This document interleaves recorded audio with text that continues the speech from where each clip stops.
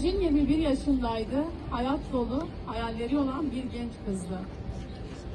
3 yıl boyunca hayalini kurduğu okul öncesi öğretmenliği için Van 100. Yıl Üniversitesi'ne gitti. Gittikten 3 gün sonra Rojin kayboldu. Yurt bize geç haber verdi. Biz 18 gün boyunca Rojin'i aradık Van'da. 18 günün sonunda 25 kilometre uzaklıkta ters akıntıyla Molla Kasım köyünde Rojin'in cansız bedenini bize teslim ettiler. Babam sedyenin üzerinde yatarken Van valisi daha otopsi yapılmadan önce babamın yanına gelip senin kızın intihar etmiş Nizamettin Efendi. Bunu böyle kabul et dedi. Daha otopsi yapılmadan. Otopsi sırasında üniversite rektörü otopsi odasına girip çıktı.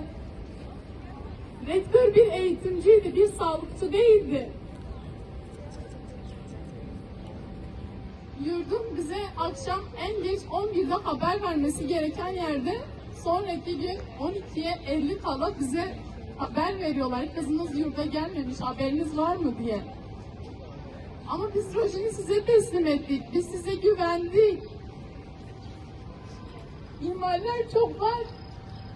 Deliller var, kanıtlar var ama ne bir tutuklu var, ne bir şüpheli var. Hiçbir şey yok. Biz bir yıldır mücadele ediyoruz.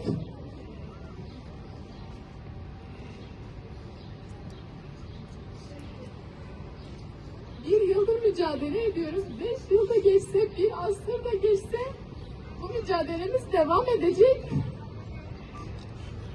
Hepimizin desteğine ihtiyacımız var. Kamuoyu baskısı ve halkın mücadelesiyle ben inanıyorum ki adalet yerini bulacak, adalet tecelli edilecek. Rojin için adalet,